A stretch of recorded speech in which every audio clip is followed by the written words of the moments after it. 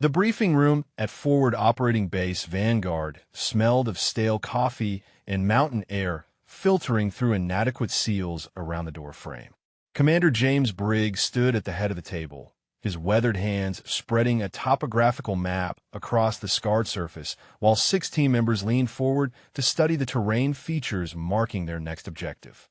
Maya-chan sat at the far end, her tablet displaying threat analysis data that had taken her 3 days to compile from signals intelligence intercepts and atmospheric modeling.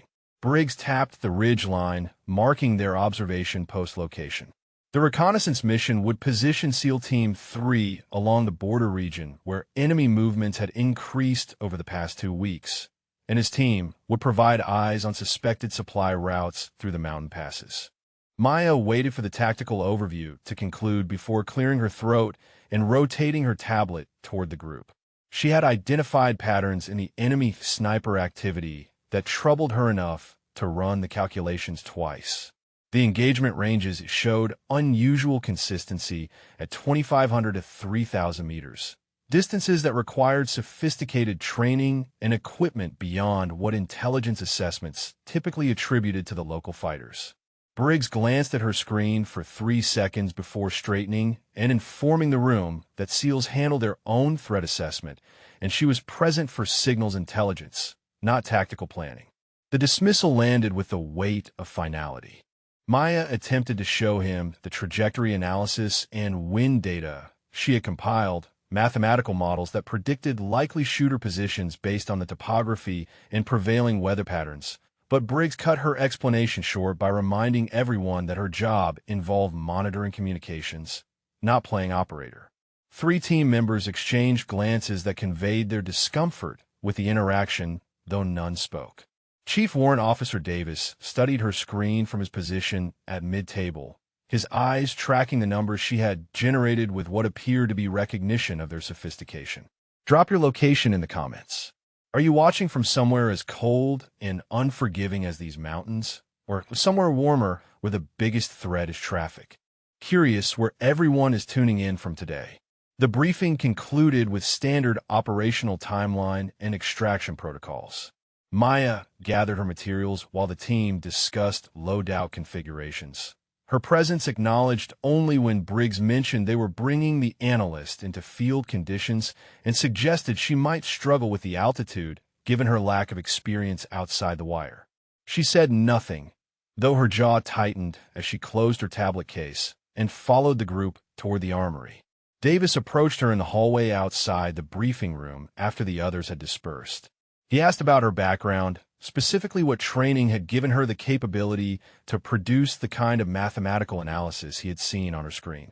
The trajectory calculations and wind modeling showed a level of sophistication that went beyond standard intelligence work, and he wanted to know where she had learned those skills. Maya deflected by explaining she had simply run the numbers from available data, that anyone with the right software could produce similar results. Davis nodded slowly, but his expression suggested he did not believe her explanation was complete. The helicopter insertion 4 hours later occurred under deteriorating weather conditions. Fog rolled through the mountain valleys like a living thing, gray tendrils reaching up toward the peaks, where snow still clung to the northern faces despite the season.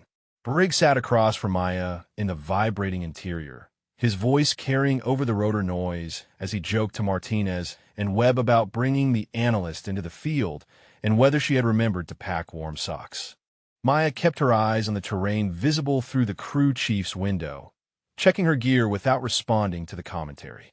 Her pack held the standard signals intelligence equipment along with items she had brought without listing on the manifest. The team established their observation post on a ridge that provided clear sightlines down into 3 separate valleys. Briggs positioned his operators with practiced efficiency, while Maya set up her signals monitoring equipment at the rear of the position where an overhang provided some protection from the wind.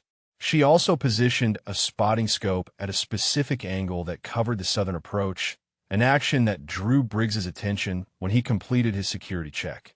He informed her that she should focus on her assigned job instead of pretending to be an operator, that his team had the tactical observation responsibilities handled. Maya adjusted the scope back to face her equipment and resumed checking her systems. 6 hours into the observation, the fog had thickened until visibility dropped below 500 meters in most directions. Maya monitored the communications frequencies, her earpiece feeding her the electromagnetic spectrum while her hands made notes on signal patterns.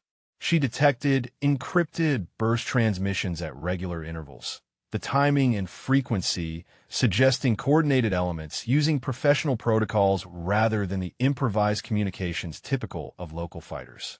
When she reported the pattern to Briggs, he acknowledged her information but made no changes to the team's defensive posture or alert status.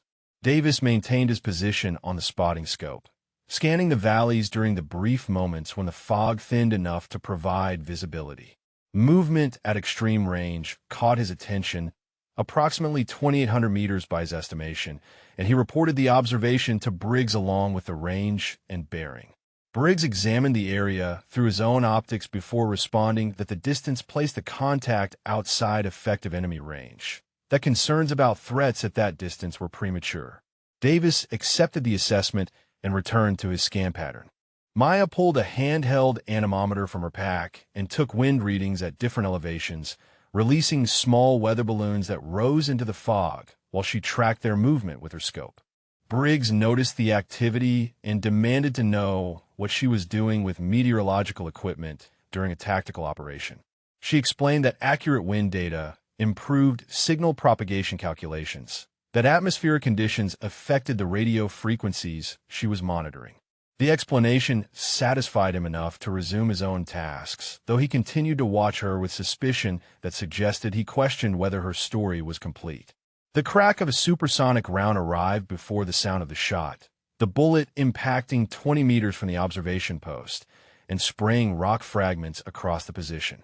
Briggs immediately altered his assessment and ordered the team to defensive positions, his voice sharp as he called out bearings and sectors of fire. Martinez reported the muzzle flash location at approximately 3,000 meters. The distance confirmed when Maya cross-referenced the sound delay and impact point. A second shot followed within 30 seconds, this one closer, and Sullivan grunted as the round penetrated his shoulder and continued through to exit near his collarbone. The team's medic reached Sullivan while Briggs called for immediate extraction on the emergency frequency. The response from base operations informed him that helicopter insertion was impossible until the fog cleared, that the pilots could not navigate the mountain terrain under current visibility conditions. Davis attempted to locate the shooter through his scope, but the combination of fog and extreme range made target acquisition impossible even with his magnified optics. Sullivan pressed gauze to both sides of his wound, while his face showed the pallor of significant blood loss. Maya traced trajectory angles on her tablet, calculating the bullet paths from the impact points and incorporating the wind data she had collected. 3 distinct shooter positions emerged from her analysis, located at ranges between 2,850 and 3,100 meters across different elevations and aspects. She showed Briggs her calculations and identified the probable locations on the map. He demanded to know how she had determined these positions so precisely, what training gave her the capability to perform ballistic analysis under combat conditions. She responded that the work involved basic mathematics and signal analysis, that anyone could produce similar results with the right data. His expression showed he did not believe her, though he had no better information to work with and Sullivan's condition was deteriorating with each minute they remained pinned.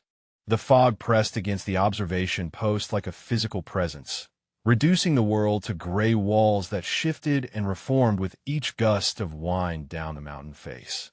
Sullivan's breathing had grown shallow during the 20 minutes since the bullet had torn through his shoulder. The medic's pressure bandages soaked through despite his efforts to maintain compression on both wound sites. Briggs studied the map on his tablet while coordinating with base operations on alternative extraction options, his jaw tight as each proposal was rejected due to weather conditions or terrain constraints. Maya monitored the communications spectrum with one ear, while her other tracked the tactical frequency, where Briggs was growing increasingly frustrated with the limitations being imposed by the fog. she detected another series of encrypted burst transmissions, these originating from positions that aligned with her calculated shooter locations. The pattern suggested the enemy teams were coordinating their fire, waiting for targets to expose themselves during any movement from the observation post. When she reported this assessment to Briggs, he acknowledged it without commentary. His attention focused on the immediate problem of Sullivan's deteriorating condition. Davis maintained his vigil behind the spotting scope, though his ability to acquire targets remained limited by visibility that refused to improve. He called out another muzzle flash at approximately 2,900 meters, the round impacting near his previous position and forcing him to shift locations within the protected area. Briggs demanded options from his team, asking for solutions that would allow them to either suppress the enemy shooters or create enough uncertainty to enable a move to better cover. Davis responded that return fire through fog at these ranges exceeded his effective capability, even with magnified optics and supported weapon systems. Maya's hands moved across her tablet, refining her calculations based on the new impact point and incorporating updated wind data from her most recent balloon release. The shooter positions crystallized further in her analysis. 3 distinct locations arrayed across the facing ridgeline at distances that would challenge even specialized precision systems.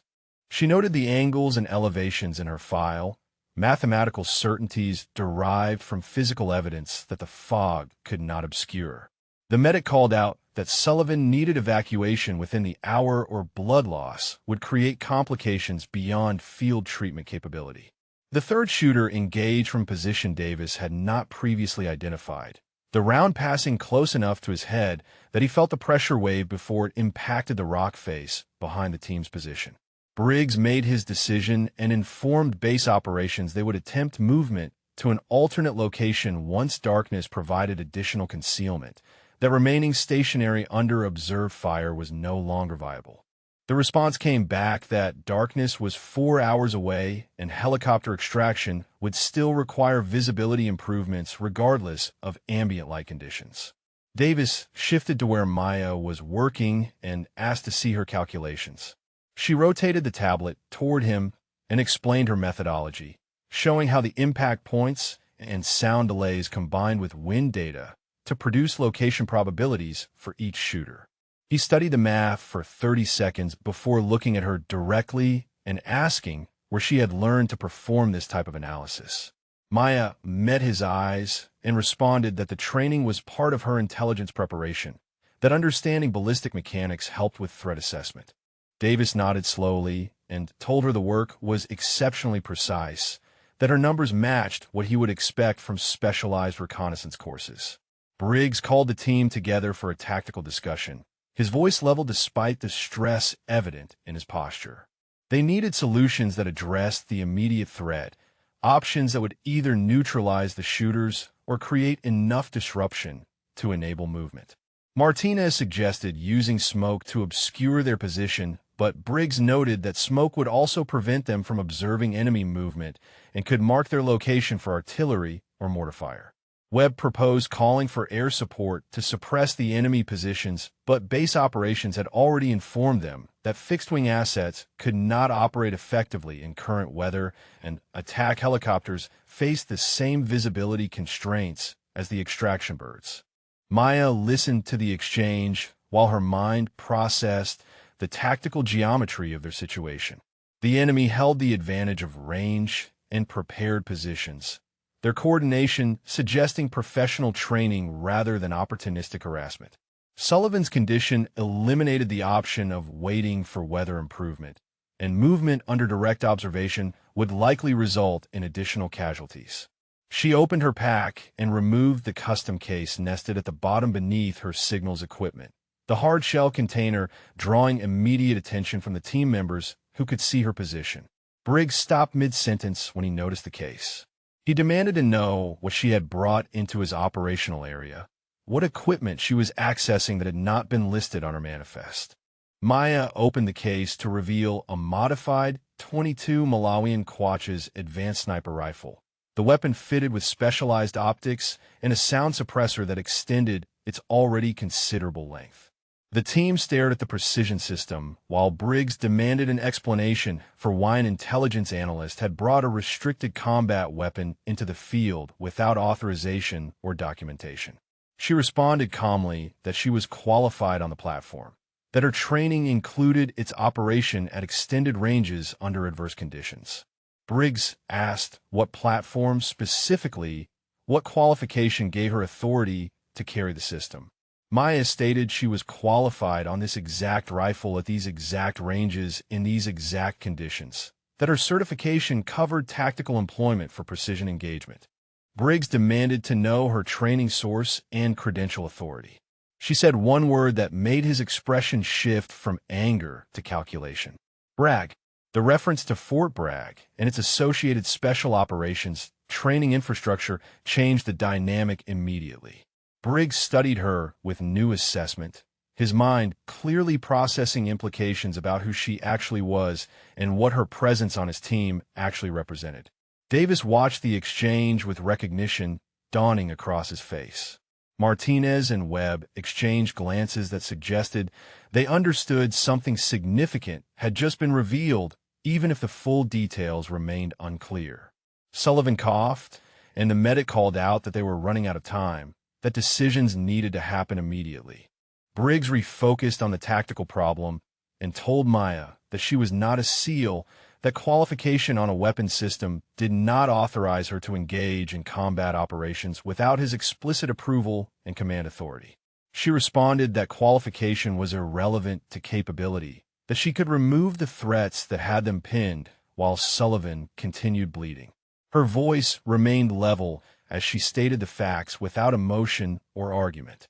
3 shooters had them zeroed at ranges beyond the team's effective counterfire capability.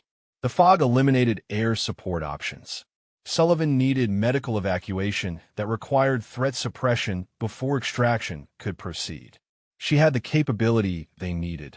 Briggs hesitated and Davis intervened by noting that he had watched her wind calculations, and they were perfect, that whatever her background included, she clearly knew what she was doing with ballistic analysis. Webb added that Sullivan was running out of time, and they had no better options on the table. Martinez said nothing, but his expression showed agreement with the assessment. Briggs demanded credentials and documentation. Maya responded that her credentials were compartmented and her documentation was classified, but that if he contacted Fort Bragg through secure channels, they would confirm her status and authorization. She asked if he wanted to make that call now, or if he wanted her to solve their immediate problem, while Sullivan still had enough blood pressure to benefit from evacuation. Briggs held Maya's gaze for 5 seconds that stretched across the observation post like a physical barrier between them. Sullivan's labored breathing provided counterpoint to the wind moving through the rocks, each exhale weaker than the last, while the medic maintained pressure on wounds that continued seeping despite the compression. The commander's radio crackled with another status request from base operations, asking for updated casualty assessment and projected extraction timeline, questions that had no satisfactory answers under current conditions. The decision manifested in Briggs's posture before he spoke. He told Maya she had authorization to engage, but that he would hold her personally responsible for any outcome, that if her capabilities did not match her claims, then Sullivan's death would rest on her judgment. She accepted the terms without discussion and removed the rifle from its case, her hands moving with practiced efficiency as she checked the weapon's condition and verified the scope's zero setting had not shifted during transport. Davis moved to her side and asked what she needed from him as spotter.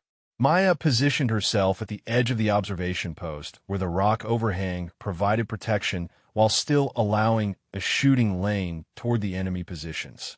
She extended the bipod legs and settled into a prone position that aligned her body with the rifle's natural point of aim, her breathing already controlled and rhythmic despite the adrenaline that should have accompanied the situation. Davis took position beside her with his spotting scope, waiting for her to establish her shooting solution before he began providing observation data. She pulled out her tablet and cross-referenced the wind data with the calculated shooter positions, her fingers moving across the screen to generate firing solutions that incorporated elevation, atmospheric pressure, temperature, and the Coriolis effect at extreme range. The fog complicated visual acquisition, but her thermal optics cut through the moisture to reveal heat signatures at the distances she had calculated. Davis watched her preparation and recognized the systematic approach of someone who had executed this process many times before under various conditions. The first target appeared in her scope at 3,100 meters, a heat signature partially obscured by fog, but distinct enough for positive identification. Maya adjusted her scope based on the firing solution, accounting for the bullet's flight time and the wind's effect across 3 different elevation bands between her position and the target. Her breathing slowed further as she entered the final preparation phase, her finger taking up slack on the trigger while her mind processed the final calculations. Briggs stood behind her position with his radio in hand, ready to call her off if the engagement went wrong. The rifle's report was suppressed, but still audible as a sharp crack that echoed off the surrounding rocks.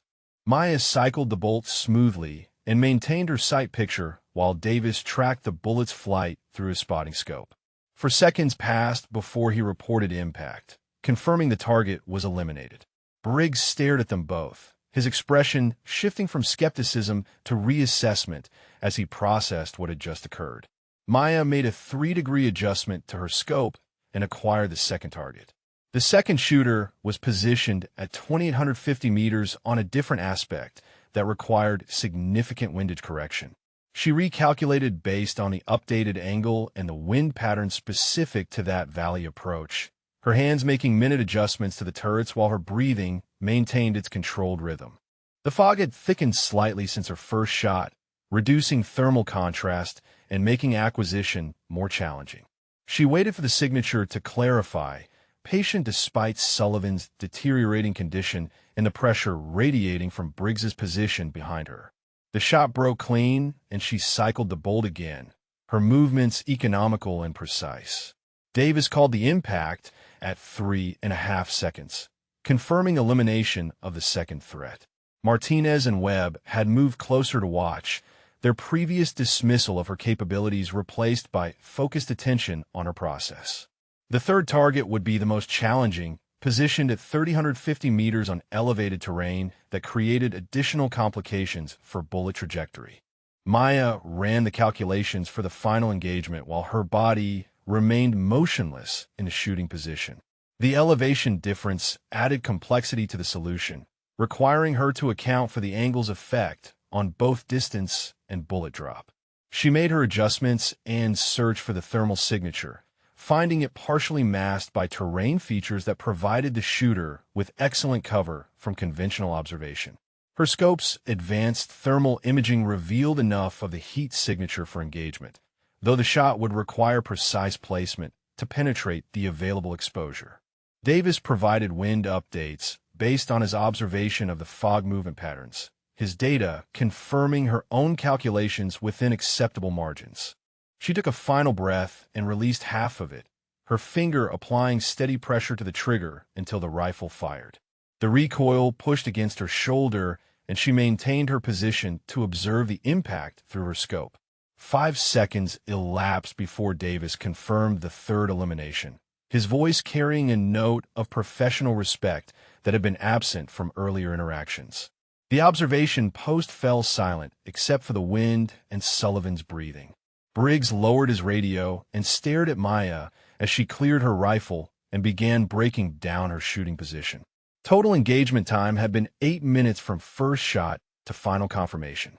3 threats eliminated at ranges that exceeded standard SEAL sniper doctrine by significant margins, executed under weather conditions that prevented conventional observation and fire control.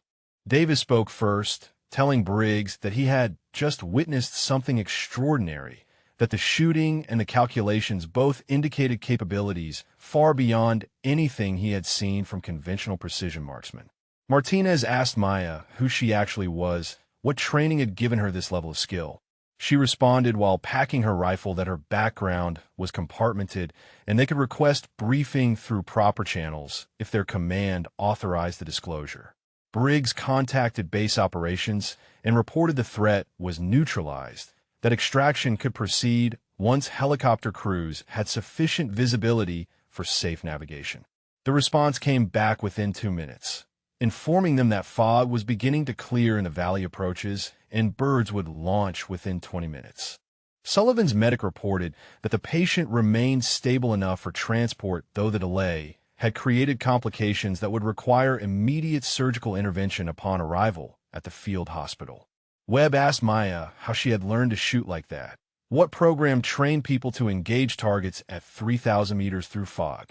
She told him that some questions had answers restricted above his clearance level, that she appreciated his curiosity but could not satisfy it without authorization from her chain of command.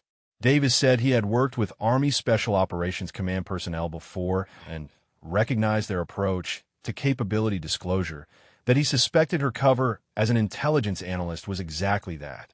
The fog began lifting in visible stages, the gray walls transforming into wisps that revealed previously hidden terrain features. Briggs organized the team for extraction, assigning personnel to assist Sullivan's movement to the landing zone while maintaining security against additional threats.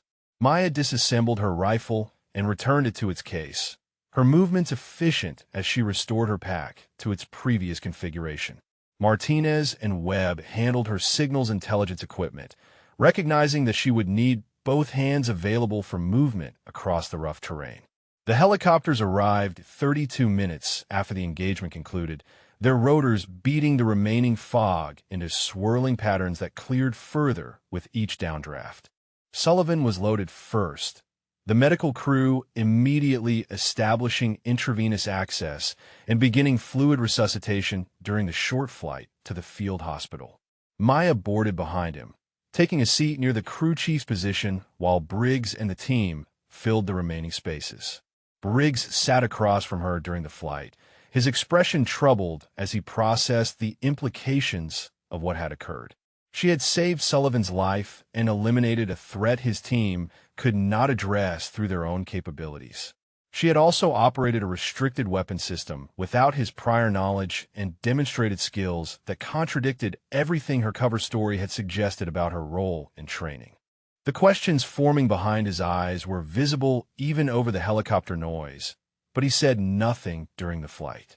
The helicopter touched down at Forward Operating Base Vanguard with the rotors still spinning at full power, the crew chief sliding the door open before the skids fully settled on the landing pad.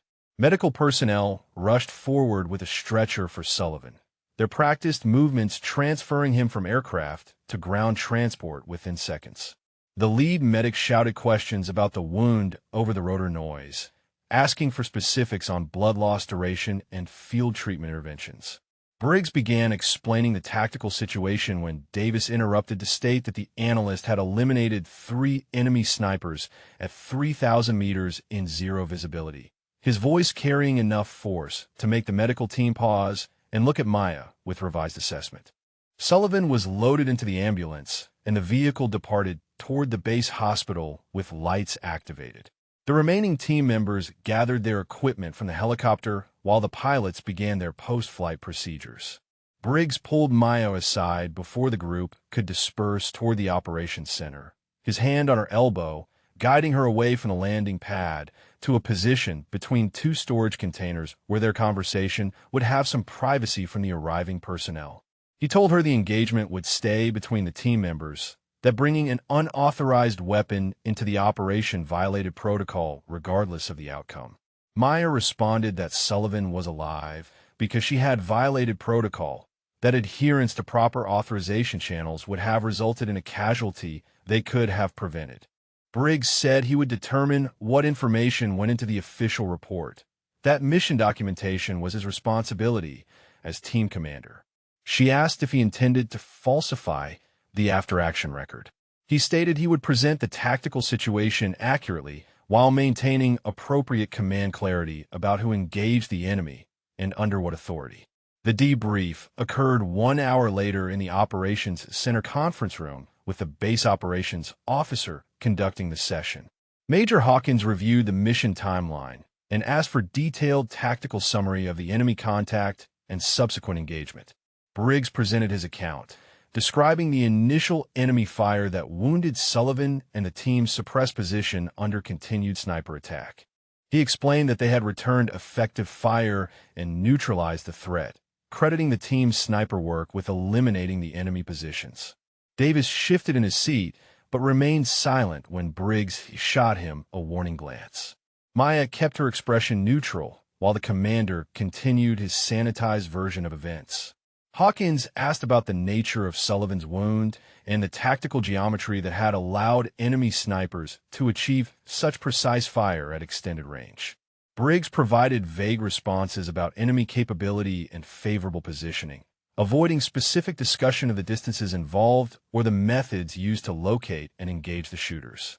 The operations officer noted discrepancies between the initial casualty report that had listed Sullivan as wounded by long-range precision fire and the current tactical summary that described more generic enemy contact.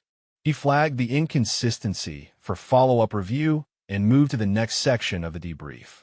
The session concluded after 40 minutes of questions and documentation. Davis approached Maya outside the conference room before she could return to her quarters, his voice low as he asked why she had not corrected Briggs's account. She responded that the team leader had authority over mission reporting, and it was his decision how to document the engagement. Davis said it was not right, that accurate records matter for both recognition and institutional learning.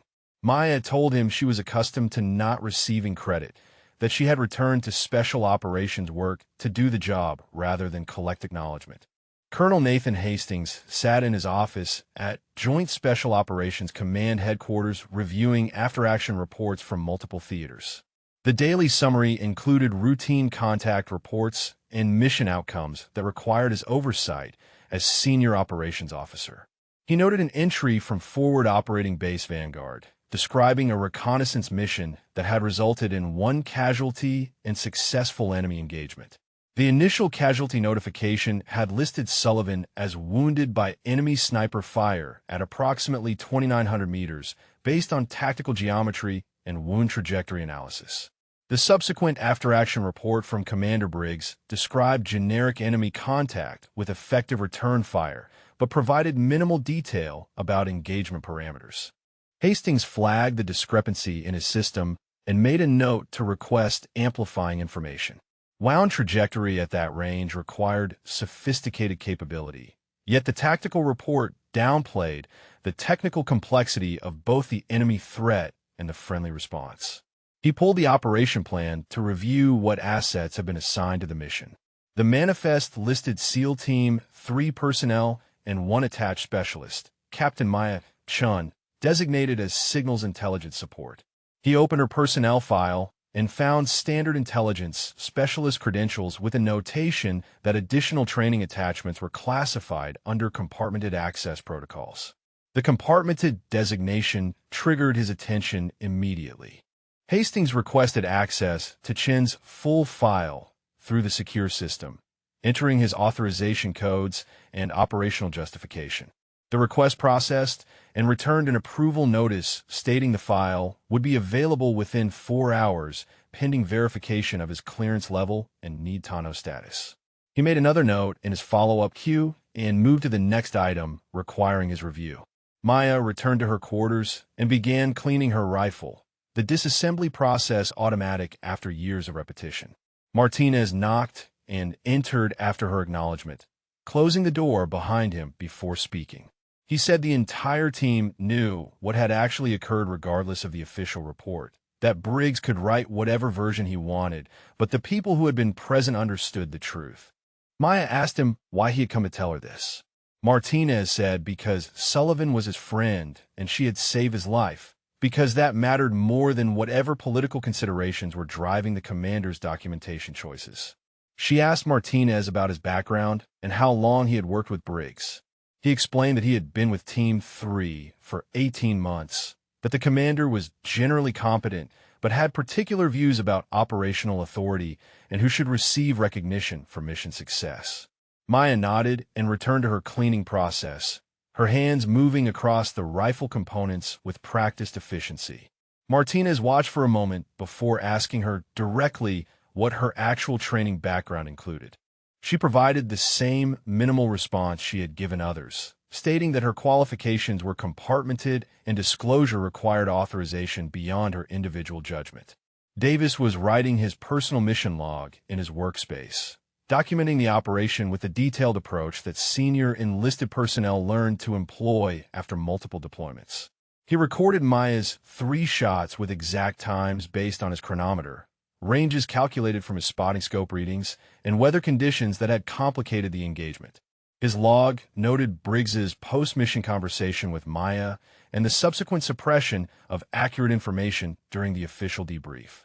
He time-stamped each entry and saved an encrypted copy to his personal secure storage, standard practice for senior personnel who understood that official reports sometimes required correction through supplemental documentation. Webb and Martinez met in the base common area after evening chow, their conversation quiet despite the relative privacy of the corner table they had selected. Webb mentioned he had conducted a supply inventory earlier and noticed Maya's weapon case registration markings. The serial number traced to Army Special Operations Command Armory at Fort Bragg, issued to M. Chun with equipment documentation dating back 4 years. Martinez said that timeline suggested she had been operating in this capacity for significant duration, that her precision capability was not recent training but established expertise. Briggs sat alone in his office reviewing his after-action report draft before final submission. The document described the tactical situation and outcome without mentioning Maya's specific role or capabilities. He rationalized the approach as maintaining proper command structure and avoiding complications that would arise from detailed disclosure of an attached specialist's unauthorized weapon employment. His cursor hovered over the submit button while he considered potential questions that might emerge from his streamlined account. He clicked submit, and the report entered the official record system. Maya received an encrypted message on her secure terminal 30 minutes after Briggs submitted his report. The communication originated from Fort Bragg with a simple query about operational status and cover integrity.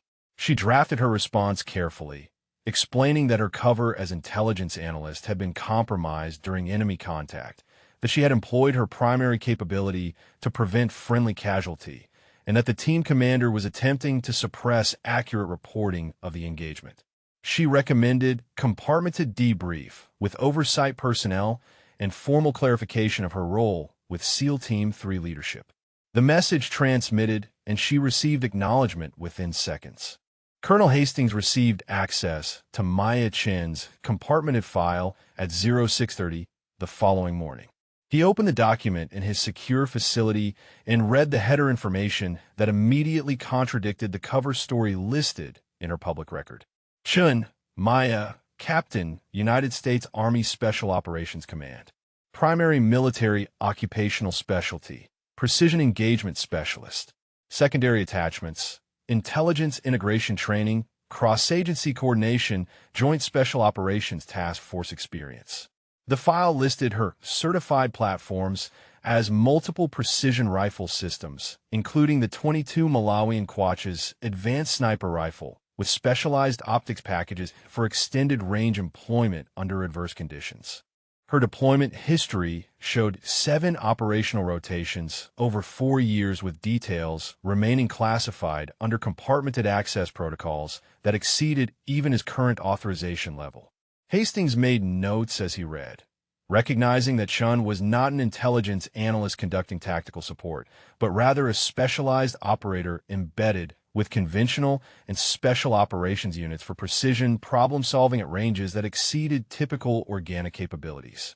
The cover story approach made operational sense for maintaining flexibility and preventing her from becoming a priority target, but it also created the exact situation that had apparently developed with SEAL Team 3. He cross-referenced the operation plan for the reconnaissance mission and found a classified annex that he had not previously accessed.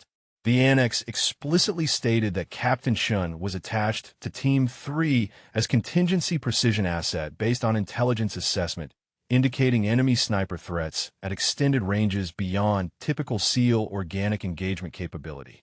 The mission approval documentation included acknowledgement signatures from multiple command levels, including Commander Briggs, confirming he had received and reviewed the complete operation plan with all annexes. Hastings sat back in his chair and processed the implications. Briggs had been briefed on Chen's actual role and capabilities, had acknowledged understanding the mission parameters, and had then apparently either ignored or dismissed the information during execution. The subsequent suppression of accurate reporting in his after-action summary represented a significant problem that extended beyond simple documentation errors. He pulled Sullivan's medical file to review the wound analysis completed by the field hospital surgical team. The medical documentation described entry and exit wounds consistent with high-velocity rifle fire from extended range. The trajectory analysis calculated shooter distance at approximately 2,900 meters based on bullet angle, penetration characteristics, and wound geometry.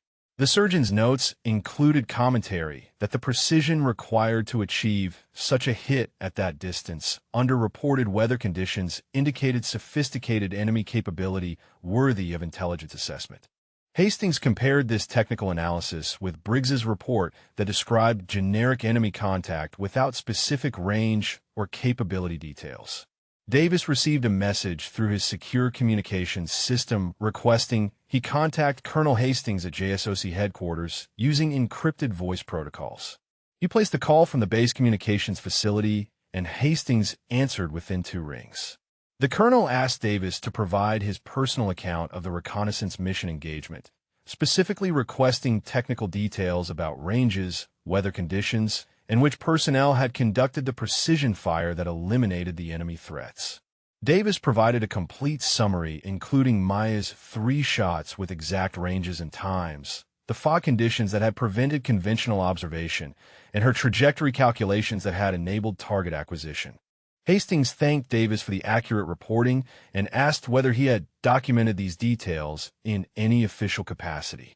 Davis confirmed he had maintained his personal mission log with encrypted backup, standard practice he had learned during his years as senior enlisted operator.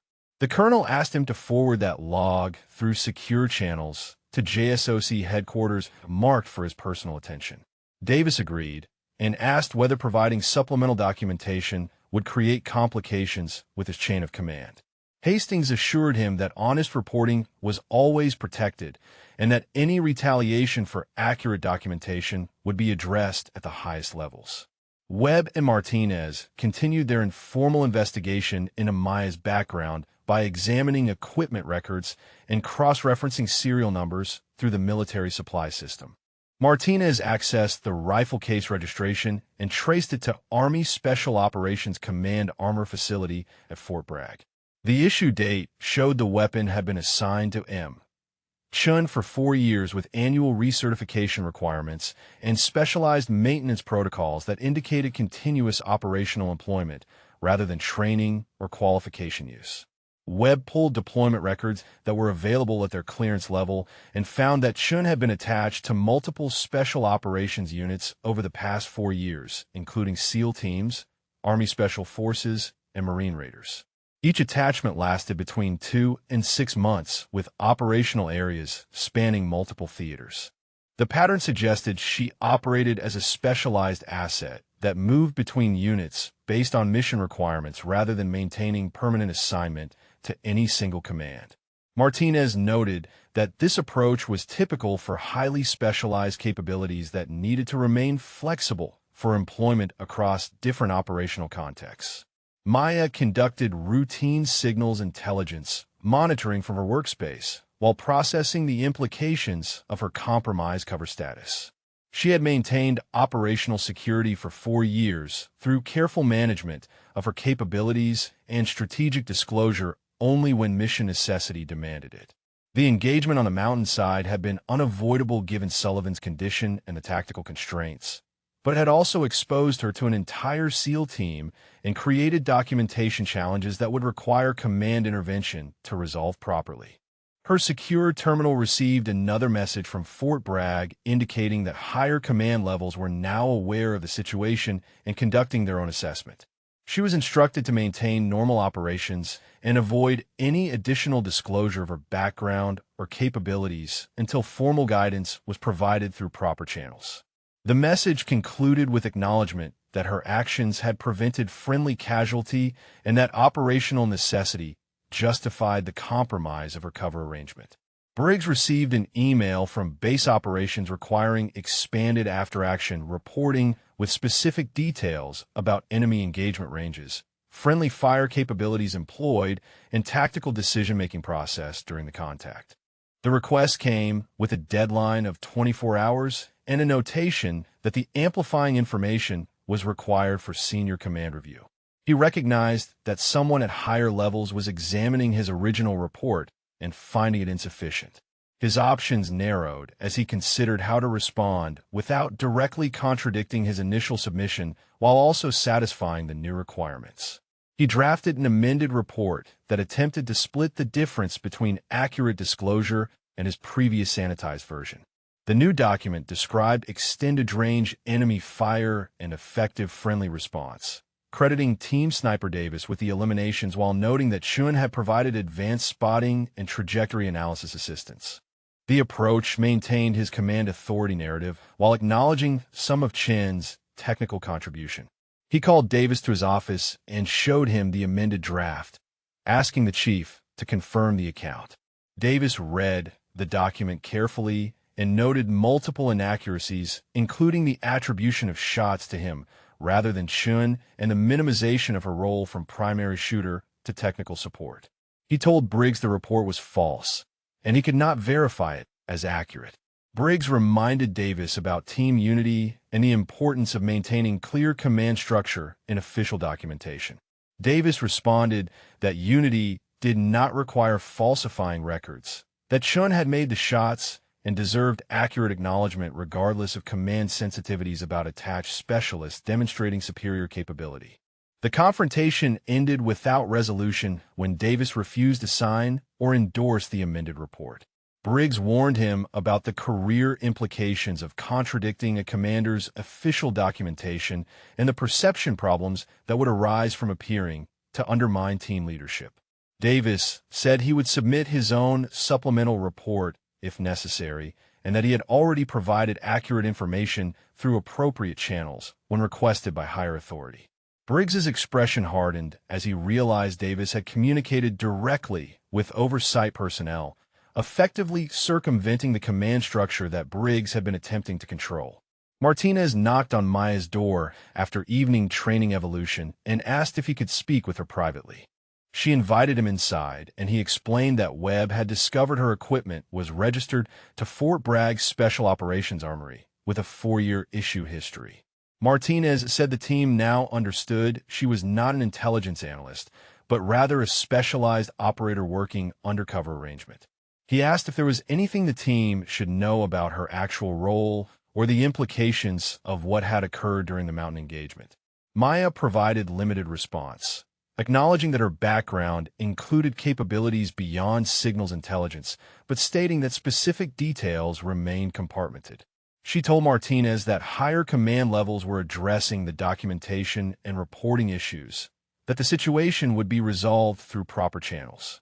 He asked if she faced any consequences for employing her weapon without Briggs's explicit authorization. She said that operational necessity generally provided justification for tactical decisions made to prevent friendly casualties, but that formal review would determine whether her actions aligned with authorized employment parameters. Colonel Hastings completed his analysis of the discrepancies between Briggs's reporting and the evidence from multiple independent sources. Sullivan's medical records, Davis's mission log, and Chen's compartmented file all contradicted the commander's sanitized account in ways that suggested deliberate misrepresentation rather than simple oversight. He drafted a summary for Admiral Kessler at Naval Special Warfare Command and included a recommendation for formal inquiry into both the mission execution and subsequent reporting failures. The situation extended beyond documentation problems into questions about Briggs's judgment and leadership. The commander had received explicit briefing about Chen's role as precision asset, had acknowledged the classified annex describing her capabilities, and had then apparently dismissed that information during mission planning and execution. His subsequent attempt to suppress accurate reporting and coerce Davis into endorsing false documentation represented serious violations of command responsibility. Hastings forwarded his analysis through secure channels and requested guidance on next steps. Davis conducted team training on a rifle range, working with Martinez and Webb on extended-range engagement techniques. The session focused on wind reading and trajectory calculation at distances beyond typical combat ranges. Maya observed from a position near the command post, her presence drawing questions from other personnel who had heard rumors about the mountain engagement. Davis handled the inquiries by redirecting focus to the technical training rather than discussing operational details that remained under review. Webb asked Davis privately whether the supplemental report he had provided to JSOC would create problems with Briggs. Davis explained that accurate reporting was protected under military regulations and that any retaliation would itself constitute a violation subject to investigation. Webb noted that protection in theory did not always translate to protection in practice, that careers could be damaged through unofficial channels regardless of formal regulations. Davis acknowledged the risk, but stated that some principles justified accepting that exposure. Meyer received notification that Colonel Hastings would arrive at Forward Operating Base Vanguard within 48 hours to conduct interviews regarding the reconnaissance mission. The message instructed her to prepare detailed technical summary of her engagement, including equipment specifications, firing solutions, and decision-making process. She began compiling the documentation while recognizing that this level of command attention would fundamentally alter her operational status with SEAL Team 3 regardless of the review outcomes. Briggs learned about Hastings' scheduled visit through base operations channels and realized his window for controlling the narrative had closed. The colonel's direct involvement indicated that higher authority had determined the situation warranted formal investigation beyond routine after-action review. He contacted his assigned legal advisor at Naval Special Warfare Command to discuss his options and potential exposure related to the documentation issues. The legal advisor reviewed Briggs's original report, the amended version he had drafted, and the discrepancies between his accounts and the evidence from other sources. The assessment was not encouraging.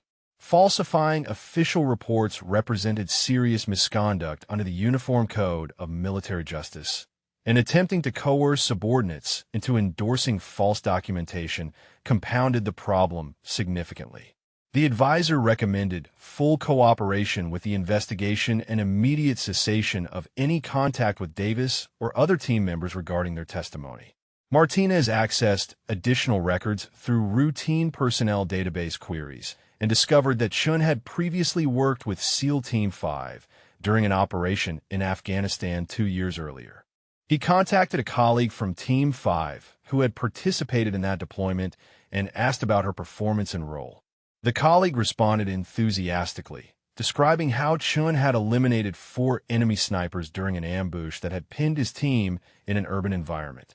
He asked Martinez how she was performing with Team 3 and whether Briggs was utilizing her capabilities effectively. The conversation revealed that Chin's reputation within special operations communities was well established among personnel who had worked with her directly. The recover arrangement meant that many units remained unaware of her existence until operational necessity exposed her capabilities.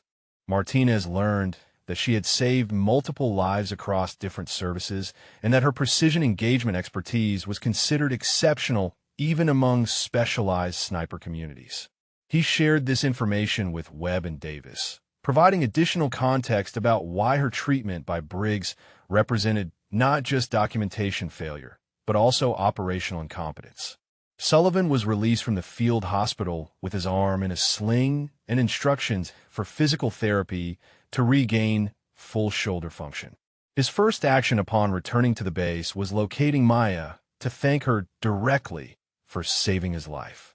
He found her at the communications facility conducting signals intelligence monitoring and asked if they could speak privately outside. She secured her workspace and joined him in the exterior area away from other personnel. Sullivan told her that he had learned from a medical team about the trajectory analysis, showing his wound came from nearly 3,000 meters. That surviving a hit at that range was remarkable enough, without considering she had then eliminated the shooter and two others under conditions that prevented normal observation. He said he understood Briggs was attempting to minimize her role in official reports and wanted her to know that he would ensure anyone who asked received accurate information about who had put those rounds on target. Maya responded that his survival was what mattered and that documentation issues would resolve through proper channels. He asked about her background and why she operated under intelligence analyst cover. She provided general explanation about operational security and the tactical advantages of teams, discovering her capabilities through necessity rather than expectation. Sullivan said he appreciated that approach, but thought it also created situations like the current one, where commanders could dismiss or undervalue her until crisis forced recognition. Maya acknowledged the tension between operational security and command awareness, noting that her superiors at Fort Bragg were addressing that balance through the ongoing review. Webb conducted equipment inventory and noted that Maya's rifle case was listed on the manifest for the upcoming resupply flight back to Fort Bragg. He mentioned this to Martinez, who interpreted it as indication that Chun might be reassigned following the investigation. They discussed whether her departure would be temporary for the review process or permanent based on the compromise cover arrangement. Neither wanted to lose her capability from the team, but both recognized that Briggs's handling of the situation had created complications that might require her removal regardless of the investigation outcomes. Admiral Kessler received Hastings' analysis and recommendation at Naval Special Warfare Command Headquarters in San Diego. He reviewed the documentation with his senior staff and authorized a formal inquiry with expanded scope to examine both Briggs's command decisions and the broader question of how the Navy utilized Army Special Operations precision assets in joint operations.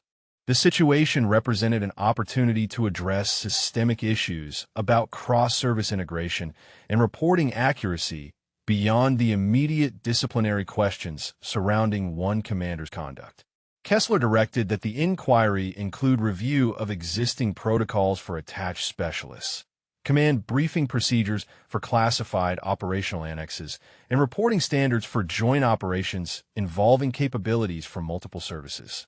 He assigned Captain Morrison from his legal staff to conduct the investigation with full authority to interview personnel and access all relevant documentation.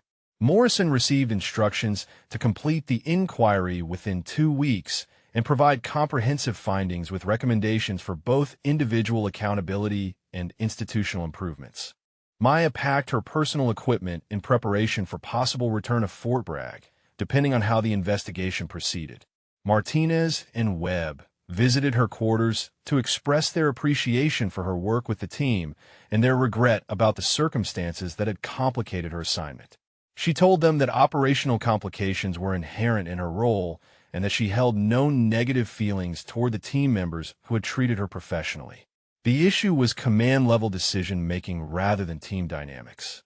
Davis approached Briggs in the command post and informed him that he would provide complete and accurate testimony to Colonel Hastings regardless of any informal pressure to modify his account. Briggs responded that Davis was making a career-limiting decision by contradicting his commander's official documentation. Davis replied that his career would survive honest reporting, but might not survive participating in false documentation that later came to light through investigation. The exchange ended without resolution as both men recognized their positions were incompatible. Hastings departed JSOC headquarters for Forward Operating Base Vanguard with his investigation file and authorization from Admiral Kessler to conduct whatever interviews and document reviews were necessary to establish facts. He had reviewed Chen's complete operational history and Davis's mission log, along with the medical analysis and Briggs's contradictory reports. The pattern suggested a commander who had failed to properly prepare for the mission and then attempted to cover that failure through false documentation. The investigation would determine whether that assessment was accurate and what consequences should follow. Colonel Hastings arrived at Forward Operating Base Vanguard on a gray morning with low clouds obscuring the mountain peaks that surrounded the facility. His helicopter landed at 0100, and he proceeded directly to the base command building where Major Hawkins had prepared a conference room for the investigation interviews. Briggs received notification of the colonel's arrival 30 minutes before the scheduled meeting time, insufficient notice to prepare any additional defensive positioning beyond the legal guidance he had already received from Naval Special Warfare Command. The conference room contained a single table with chairs arranged on opposite sides and recording equipment positioned to capture audio for official transcription. Hastings entered with 2 classified file folders and a tablet containing the compiled evidence from multiple sources. He requested that Commander Briggs and Captain Shun report immediately for joint interview, an approach that would prevent either party from tailoring testimony based on knowledge of what the other had stated. Maya arrived first and took a seat on the far side of the table. Briggs entered 2 minutes later and positioned himself at the opposite end from her.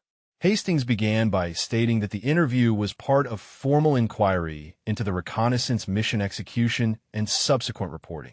He activated the recording system and identified all parties present along with date, time, and location for the official record. His first question directed Briggs to provide detailed chronological account of the enemy engagement, including specific ranges, weather conditions, and personnel actions taken to address the threat. Briggs described the initial enemy contact and the team's suppressed position under continued fire, stating that they had returned effective precision fire to eliminate the threats. The colonel asked for specifics about which personnel had conducted the precision engagement and what ranges were involved. Briggs provided the version from his amended report, crediting Davis as primary shooter with Shun providing technical spotting assistance. Hastings made notes on his tablet without commenting on the response. He asked Briggs to describe the weather conditions in detail, including visibility range, and how those conditions affected target acquisition and engagement. Briggs stated that fog had reduced visibility significantly, but that his team's training and equipment allowed them to operate effectively under adverse conditions. Hastings turned to Maya and asked her to describe the engagement sequence from her perspective. She provided precise technical account, beginning with her detection of encrypted enemy communications and trajectory analysis that identified 3 shooter positions at ranges between 2850 and 3100 meters. She described the fog density as preventing visual acquisition beyond 500 meters for conventional optics, necessitating thermal imaging for target identification at the calculated distances. Her account detailed the specific firing solutions she had calculated for each target, including wind values, elevation adjustments, and atmospheric compensation factors. She stated that she had employed her .22 Malawian Quach's advanced sniper rifle to engage all 3 targets over an 8-minute period, with Chief Davis providing spotting confirmation of impacts through his thermal optic.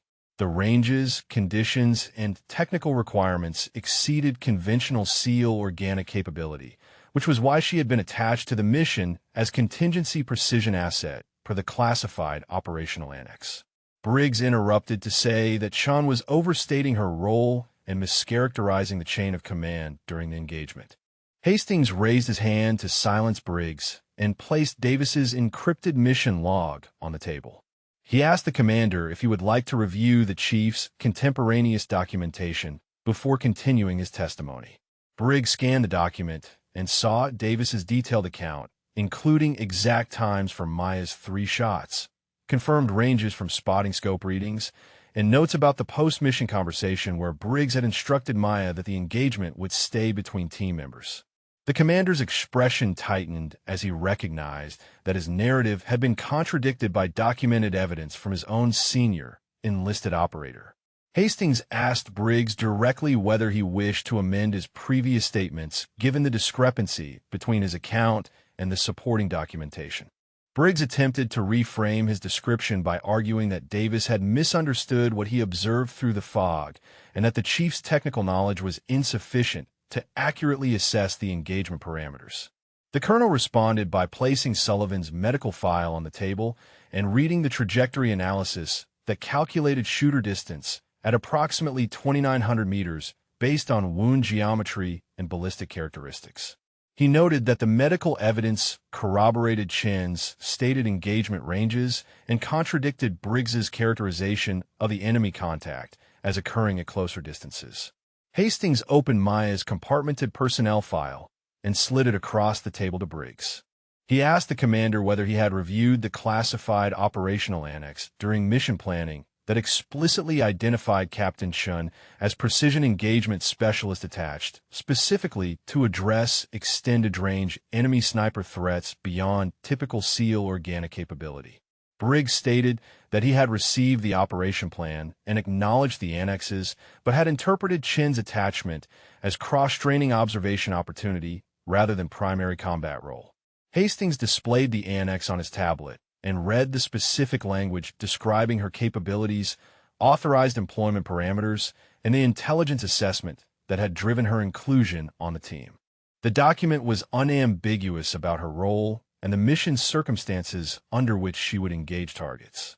Briggs's signature appeared on the acknowledgement page, confirming he had reviewed and understood the complete operation plan, including all classified annexes. The colonel asked Briggs to explain how he could have misunderstood such explicit documentation.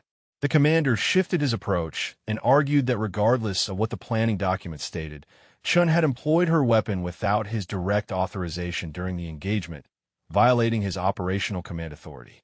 Hastings responded that the mission rules of engagement authorized all available assets to prevent friendly casualties and that Sullivan would have died without Chen's intervention given the impossible extraction timeline under continued enemy fire.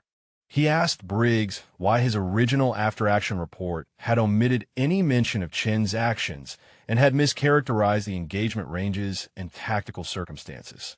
Briggs stated that he had been focused on maintaining clear command structure in official documentation and avoiding complications from detailed disclosure of attached specialist employment.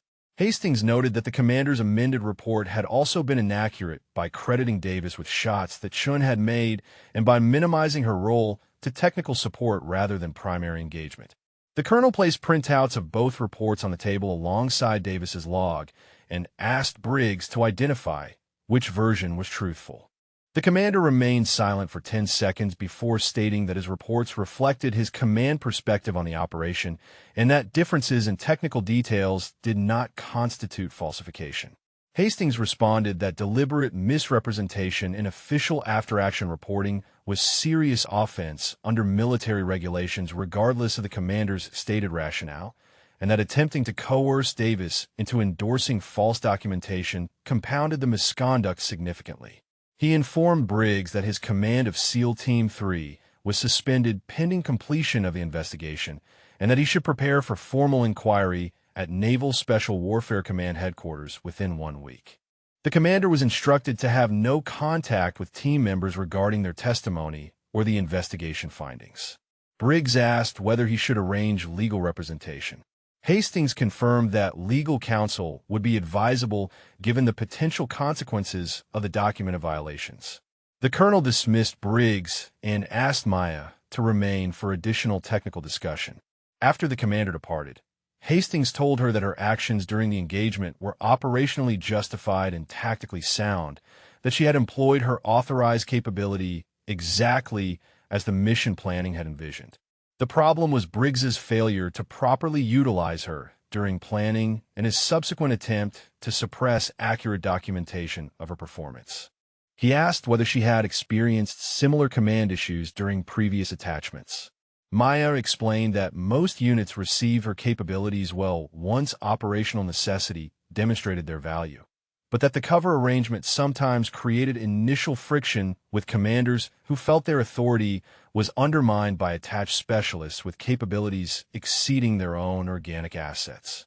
She noted that her superiors at Fort Bragg continually balanced operational security requirements against the need for adequate command briefing to prevent exactly the type of situation that had developed with Team 3. Hastings asked what outcome she preferred from the investigation regarding her continued assignment.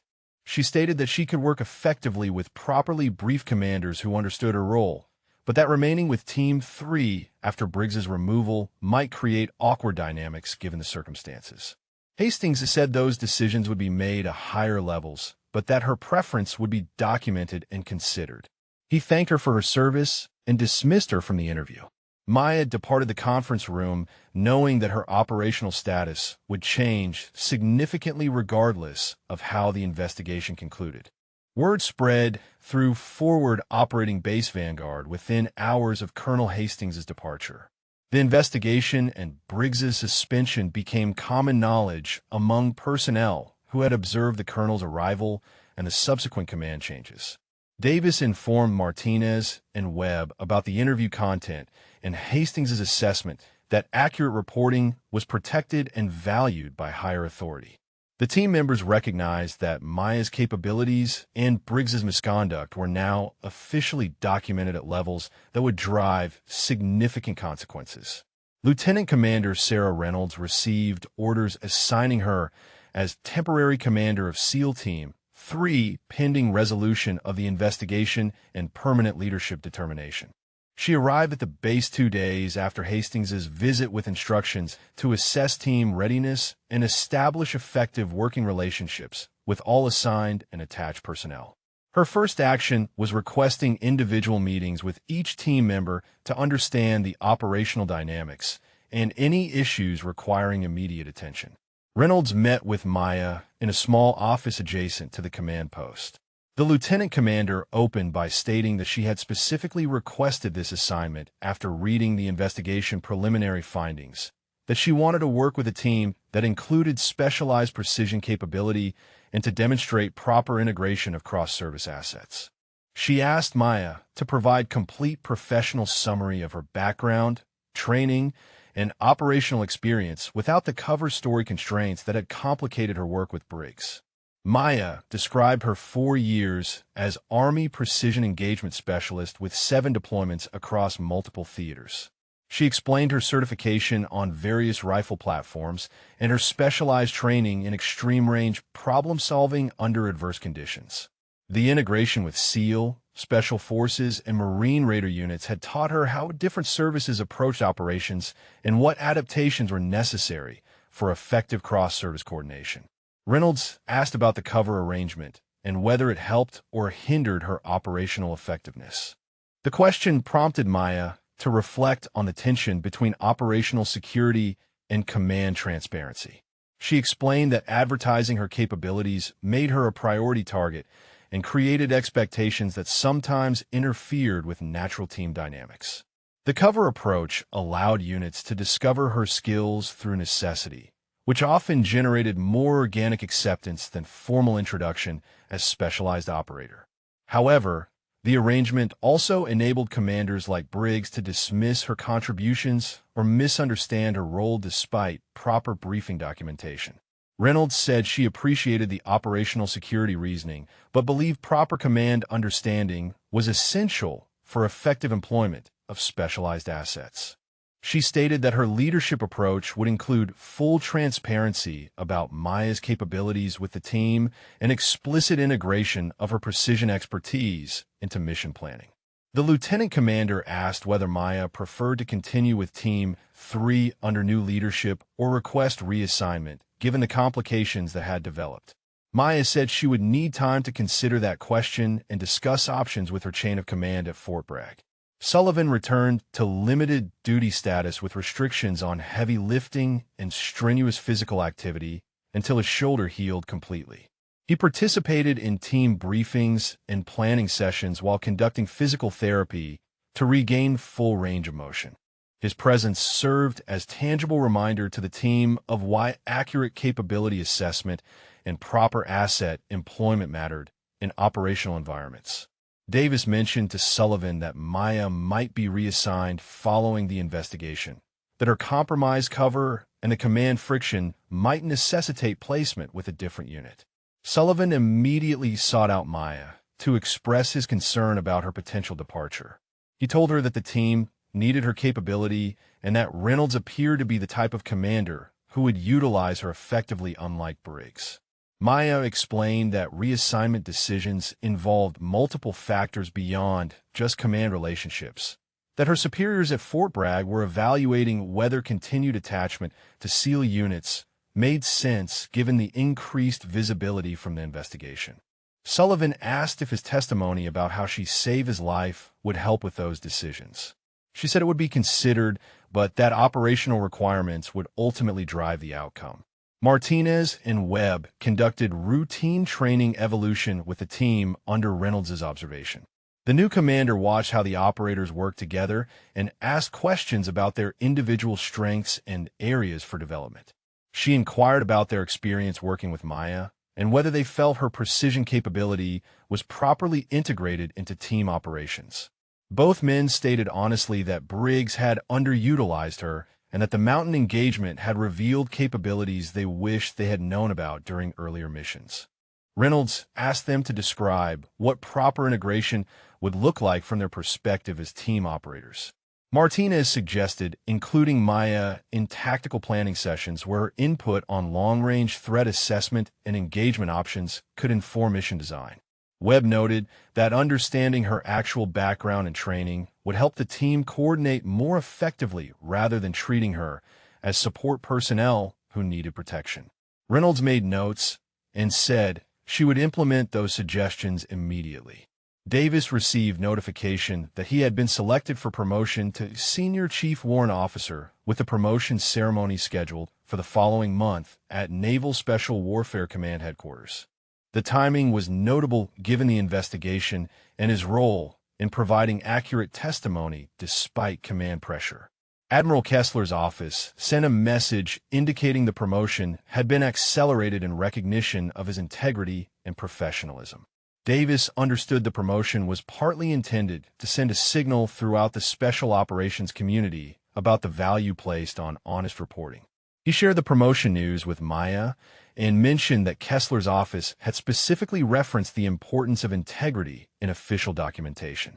Maya congratulated him and noted that his willingness to contradict his commander's false reports had required significant professional courage. Davis said the decision had been straightforward despite the potential career risk, that some principles were fundamental to military professionalism regardless of personal consequences. He told Maya that her engagement and his reporting had changed something in the system beyond just this one incident. Briggs received formal notification that Naval Special Warfare Command would convene an inquiry board to examine his conduct during the reconnaissance mission and subsequent reporting.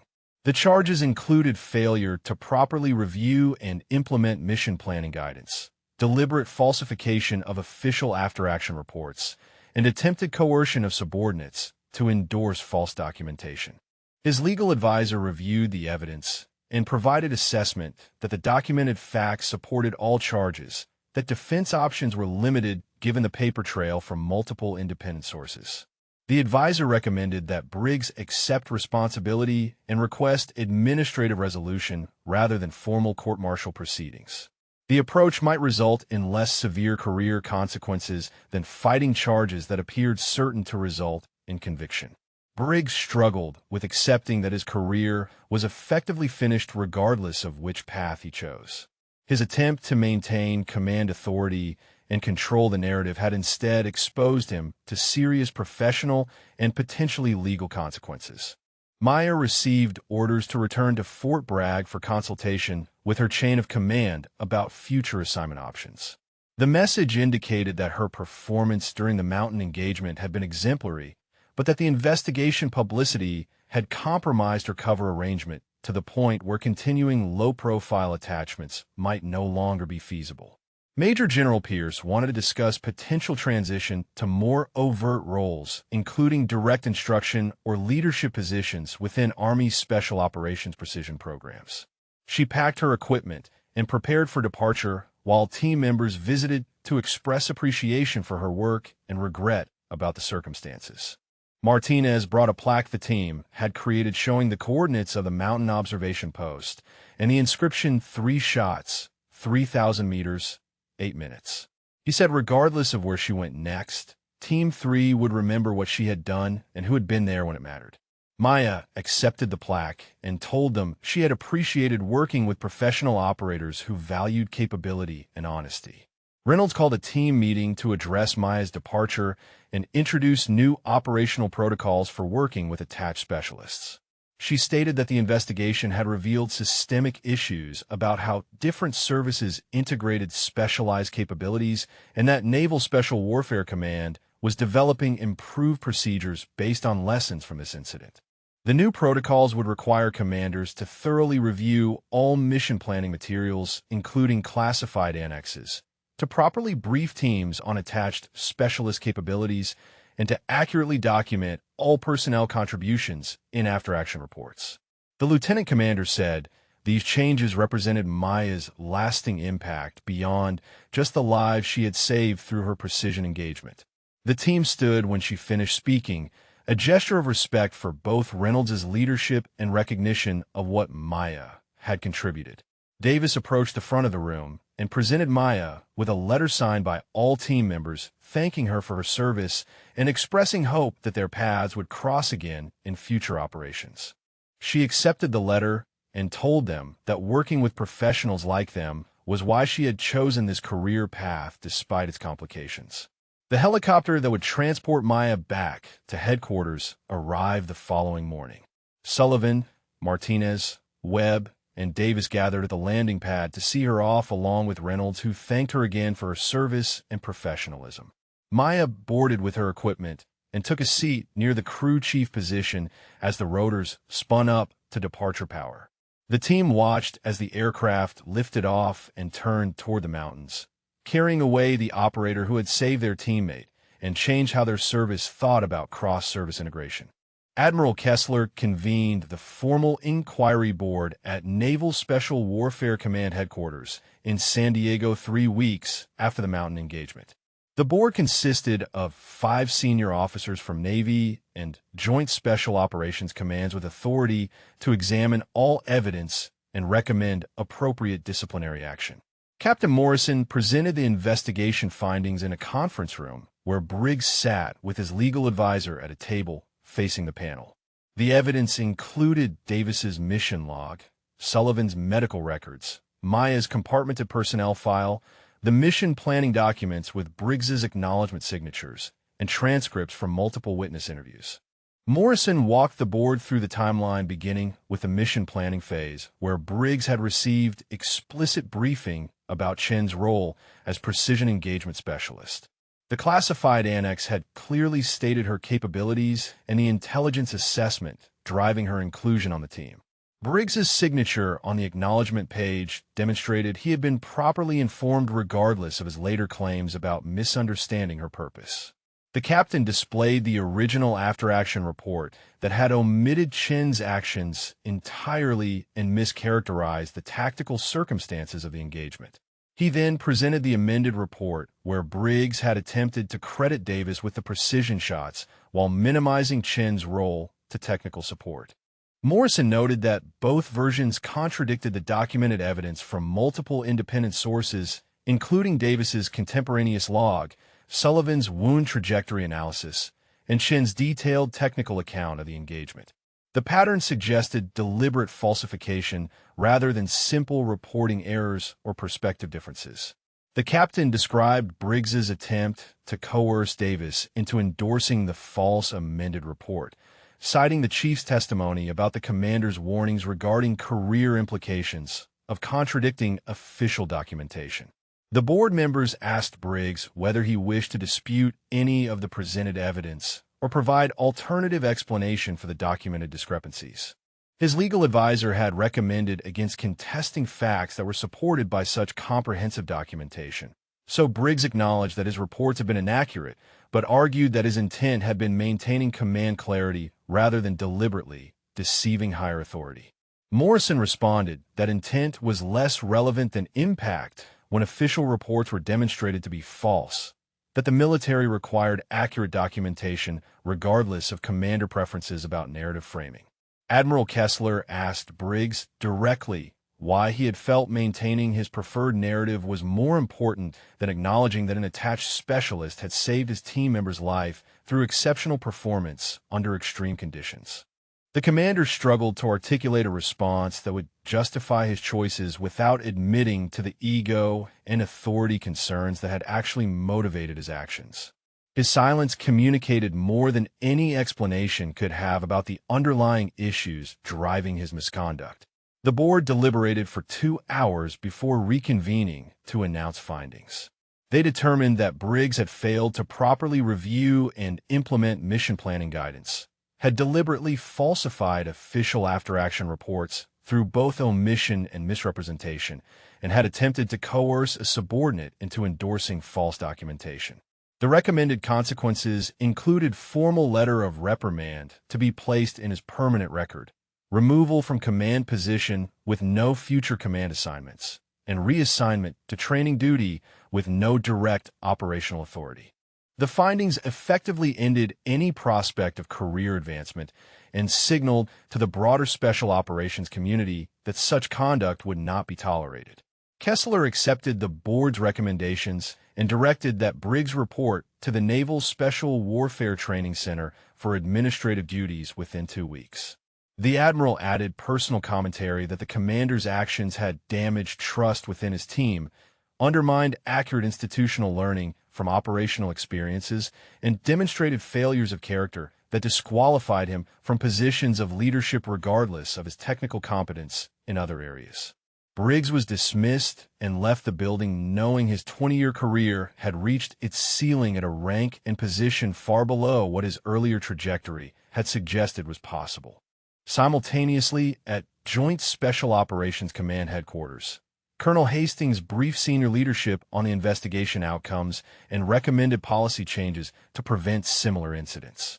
He proposed new requirements for commanders receiving attached specialists from other services to participate in detailed capability briefings that would be documented and verified.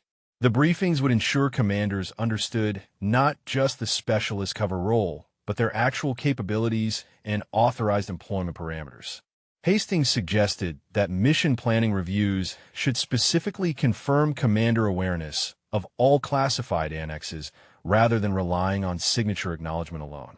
He recommended strengthening protections for personnel who provided accurate testimony that contradicted official reports, noting that Davis's courage in documenting truth despite command pressure had been essential for establishing facts, but had required him to accept significant professional risk.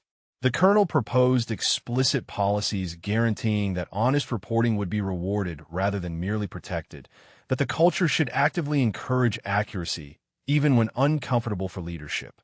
His recommendations included recognition programs for personnel who demonstrated integrity in reporting and expedited investigation procedures when documentation discrepancies suggested potential falsification. Major General Pierce met with Maya at Fort Bragg to discuss her career path following the investigation publicity. He acknowledged that her cover arrangement had been compromised to the extent that continuing covert attachments would be significantly more difficult. Too many people across multiple commands now knew her actual capabilities for the low-profile approach to remain viable. Pierce presented 3 options for her consideration. She could transition to overt precision engagement instructor role, training other specialists and developing doctrine for extreme-range operations. She could accept assignment to Joint Special Operations Task Force with full transparency about her capabilities from the outset. She could pursue leadership positions within Army Special Operations Precision programs, where her operational experience would inform strategic development. Maya asked about the relative operational impact of each option. Pierce explained that instruction would multiply her expertise across many operators, but would remove her from direct field employment. Task force assignment would maintain her operational role, but with higher visibility that might create targeting concerns. Leadership positions would enable her to shape how the Army developed and employed precision capabilities at institutional level, but would involve primarily administrative rather than operational work. He told her to take time considering the options and that her preference would be supported by her chain of command. She requested permission to contact personnel from her previous attachments to gather their perspectives on what role would be most valuable. Pierce approved and provided her with secure communication access to reach out to team members from SEAL Team 5, the Special Forces unit she had worked with in Syria, and a Marine Raider element from her Horn of Africa deployment. Maya spent 3 days conducting conversations with operators and commanders who had utilized her capabilities under various operational conditions. The consistent feedback she received was that her greatest value came from direct operational employment, where her unique skills solved problems that would otherwise result in casualties or mission failures. The instructional and leadership roles would be valuable, but would remove her specific expertise from the field where it had the most immediate life-saving impact. Multiple contacts suggested that the publicity from the investigation might actually enhance her effectiveness by ensuring commanders properly understood and utilized her capabilities rather than discovering them only during crisis situations. Davis traveled to Naval Special Warfare Command Headquarters for his promotion ceremony to Senior Chief Warrant Officer. Admiral Kessler personally conducted the ceremony and used his remarks to emphasize the importance of integrity in military service. He stated that Davis represented the values that special operations communities required from their senior enlisted leaders, that his willingness to document accurate information despite command pressure had prevented a serious injustice and enabled proper institutional learning from the mountain engagement. The Admiral noted that promotions should recognize not just technical competence, but also character and commitment to professional standards. Following the ceremony, Kessler met privately with Davis to discuss the SEAL community's integration of Army precision specialists. He asked for the chief's honest assessment of what changes would improve cross-service coordination. Davis explained that most operators appreciated having access to specialized capabilities, but that the cover arrangement sometimes created confusion about roles and authorities. He suggested that transparent integration with proper command briefing would enable better tactical employment, while maintaining necessary operational security through compartmented access rather than complete concealment of capabilities. The Admiral asked whether Davis thought Chun should return to SEAL team attachments given the publicity from the investigation. Davis responded that her capability was too valuable to remove from operational employment, and that proper briefing of commanders would address most of the issues that had developed with Briggs. He noted that Reynolds had already demonstrated how effective leadership could integrate Chin's expertise without the ego conflicts that had characterized the previous command approach. Kessler made notes on Davis's recommendations and said they would inform the policy development process. Joint Special Operations Command published new training requirements for all officers at O4 level and above who commanded units that received attached specialists from other services. The mandatory course covered proper review of mission planning materials, understanding of specialist capabilities and employment authorities, accurate after-action reporting standards, and case studies of both successful and failed integration approaches. The course used anonymized version of the Chun-Briggs incident as primary example of command failures and their consequences. Every Special Operations Commander would be required to complete the training before assuming positions involving cross-service coordination. Naval Special Warfare Command issued comprehensive guidance on integrated operations with Army Special Operations Command Precision Specialists 6 weeks after the inquiry board concluded. The new directive explicitly stated that attached specialists with documented expertise would be utilized in their primary capability areas rather than relegated to support roles regardless of service affiliation. Commanders receiving such attachments were required to complete detailed capability briefings with documentation proving they understood the specialist training, authorized employment parameters, and tactical integration requirements. The guidance mandated that after-action reports accurately reflect all personnel contributions without minimizing or omitting specialist performance based on service or command structure preferences. Admiral Kessler included implementation memo with the directive explaining that the changes resulted directly from lessons learned during the Chun-Briggs incident. He stated that special operations effectiveness depended on maximizing available capabilities rather than protecting service parochialism or individual ego. The memo noted that Chun had saved a SEAL's life and eliminated threats that exceeded organic SEAL capability, that this outcome should be celebrated rather than suppressed. Commanders who failed to properly review mission materials or who falsified reports would face consequences similar to those Briggs had received. Joint Special Operations Command developed parallel guidance for cross-service integration that extended beyond just precision specialists to include any scenario where personnel from one service attached to units from another service. The framework emphasized that attached personnel brought specific capabilities that augmented rather than threatened the host unit's competence. Colonel Hastings drafted the training curriculum that would teach commanders how to identify specialist expertise, integrate it into mission planning, and accurately document its employment during operations.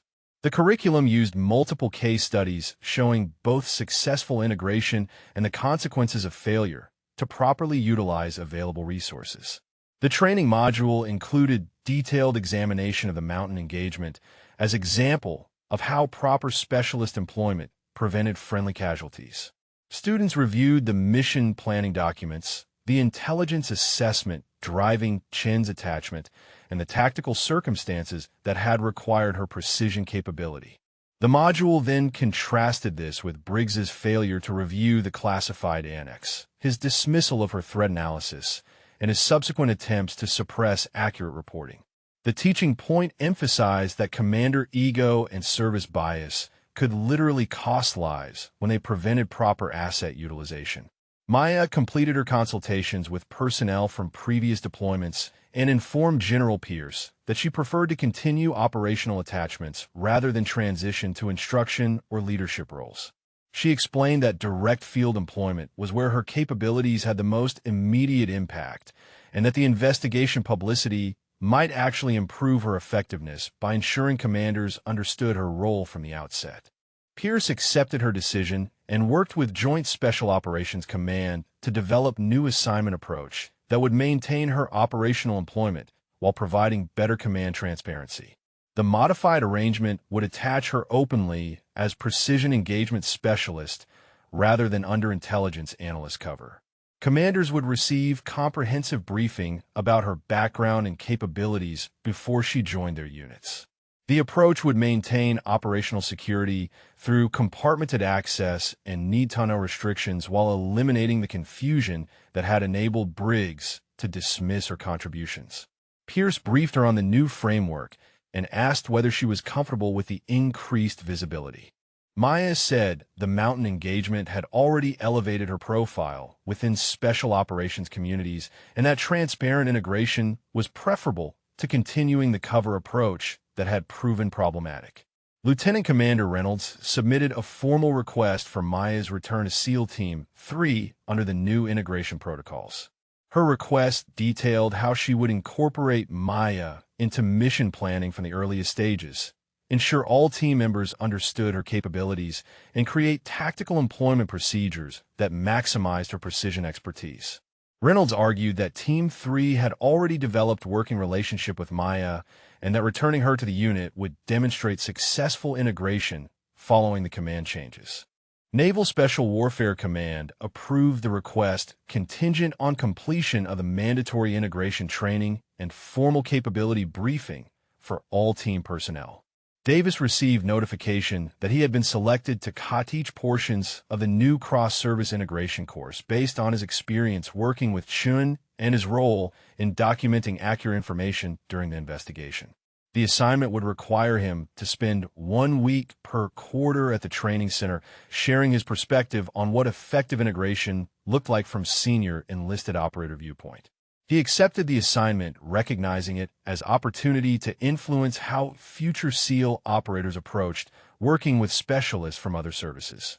Sullivan completed his physical therapy and returned to full operational status with complete shoulder function restored. Medical evaluation confirmed no permanent damage from the wound and cleared him for all combat duties. He requested permission to submit formal commendation recommendation for Maya, recognizing her actions during the mountain engagement. Reynolds approved and worked with Sullivan to draft the citation that would accompany a Joint Service Commendation Medal nomination. The recommendation detailed her tactical assessment that identified the 3 shooter positions, her precision engagement under extreme range and adverse weather conditions, and the direct life-saving impact of her actions. The commendation package was endorsed by Reynolds, Davis, Martinez, Webb, and Sullivan with supporting documentation from Colonel Hastings' investigation file. It proceeded through Naval Special Warfare Command and Army Special Operations Command coordination channels. Admiral Kessler personally reviewed the package and added his endorsement, noting that Chen's performance exemplified the excellence that joint operations should achieve when properly executed. The award was approved at Joint Special Operations Command level with ceremony scheduled at Fort Bragg to maintain some operational security around her continuing assignments. Martinez and Webb deployed on a different operation with another SEAL team that included an Army combat controller attached for air support coordination. Their new team leader conducted thorough capability briefing on the controller's training and how his expertise would enhance their mission options. Martinez commented to Webb that the briefing approach reflected the policy changes that had resulted from the Chen incident, that commanders were now being held accountable for understanding and utilizing attached specialist capabilities. Webb noted that the team leader had specifically referenced the new integration training during the briefing as shaping his command philosophy. Briggs reported to Naval Special Warfare Training Center and began his assignment conducting administrative support for basic underwater demolition and SEAL training courses. The position involved scheduling, logistics coordination, and trainee record management rather than any tactical instruction or leadership role. He worked alongside junior enlisted personnel and civil service employees processing paperwork that enabled others to pursue the operational careers his own misconduct had foreclosed.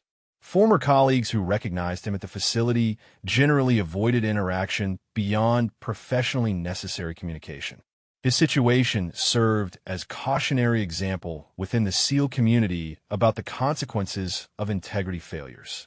Senior leaders referenced his case when counseling junior officers about the importance of honest reporting and proper personnel management. The message was clear that technical competence and operational experience could not compensate for character failures that undermine trust and accurate institutional learning. Multiple officers who had known Briggs earlier in his career expressed private dismay that ego and authority concerns had destroyed what could have been distinguished service. General Pierce conducted briefing for Army Special Operations Command senior leadership on the outcomes of the Chun incident and the policy changes it had generated across Joint Special Operations Forces. He explained how One Mountain engagement had exposed systemic issues in cross-service integration and had driven improvements that would benefit future operations. Pierce noted that Chen's 4 years of successful attachments had occurred with minimal command awareness until crisis forced revelation of her capabilities. The new transparent approach would enable better tactical employment while maintaining necessary operational security. He recommended expanding the Precision Engagement Specialist program to train additional operators with Chen's skill set given the demonstrated operational value at ranges exceeding conventional capabilities. The Mountain engagement had proven that extreme-range precision could prevent casualties and enable mission success under circumstances where typical organic assets were insufficient. Pierce proposed doubling the program size over 2 years and developing formal doctrine for how such specialists should be integrated with conventional and special operations units across all services. Joint Chiefs of Staff received briefing on the cross-service integration improvements with specific focus on the Chun case as catalyst for systemic change. The briefing emphasized that modern operations required seamless coordination between services and that artificial barriers based on service affiliation or command ego reduced combat effectiveness. Senior military leadership endorsed the integration protocols and directed their implementation across all special operations commands. The guidance would extend beyond just Army-Navy coordination to include Air Force and Marine Corps specialist attachments with similar transparency and accountability requirements. Maya received formal notification that her Joint Service Commendation Medal had been approved with presentation ceremony scheduled for the following month at Fort Bragg. The citation would be unclassified, but would reference precision engagement excellence and life-saving actions during combat operations without revealing specific operational details that remain compartmented. General Pierce would present the award with Admiral Kessler attending to represent Naval Special Warfare Command's appreciation for her service. The ceremony would also include formal announcement of her return to SEAL Team 3 under the new integration framework that her case had helped create. Maya returned to Forward Operating Base Vanguard 8 weeks after her departure on the helicopter that had carried her away from SEAL Team 3. The base looked unchanged from the exterior, but the command dynamics had transformed completely under Reynolds' leadership. The lieutenant commander met her at the landing pad personally and welcomed her back with handshake that conveyed genuine respect rather than the grudging tolerance she had experienced under Briggs. Reynolds explained that the team had completed the mandatory integration training and was prepared for a comprehensive capability briefing that would establish proper understanding of Maya's role and expertise. The briefing occurred that evening in the conference room with all team members present. Maya stood at the front and provided complete professional summary, without the constraints that had previously limited her disclosure. She described her training at Fort Bragg as Army Precision Engagement Specialist with focus on extreme-range problem-solving under adverse conditions. Her certifications included multiple rifle platforms with emphasis on the .22 Malawi and Quach's advanced sniper rifle system she had employed during the mountain engagement. 7 operational deployments across different theaters had given her experience integrating with SEAL teams, Special Forces units, and Marine Raiders under varying tactical circumstances. She explained that her typical engagement ranges extended from 2,500 to 3,500 meters, depending on weather and terrain, significantly beyond conventional sniper doctrine for most military units. The extended range capability required sophisticated ballistic calculations accounting for wind at multiple elevations, atmospheric conditions, Coriolis effect, and other factors that became increasingly significant at extreme distances. Her training emphasized operating in conditions where visual observation was degraded by fog, dust, smoke, or darkness, necessitating thermal imaging and advanced optics that could penetrate environmental obscuration. Davis asked about her decision-making process for when to engage versus when to decline shots that exceeded her confidence threshold. Maya explained that she conducted detailed probability analysis for each potential engagement, calculating hit likelihood based on range, conditions, target exposure, and time constraints. She would only engage when her analysis indicated high probability of success and when mission necessity justified the risk of potential miss. The mountain engagement had met both criteria given Sullivan's condition and the absence of alternative options for threat suppression. Martinez asked how many similar engagements she had conducted during her previous deployments. She provided general numbers without revealing classified operational details, stating that she had eliminated approximately 35 threats across her 7 rotations with success rate exceeding 90% under various challenging conditions. Webb asked whether she had ever missed a critical shot.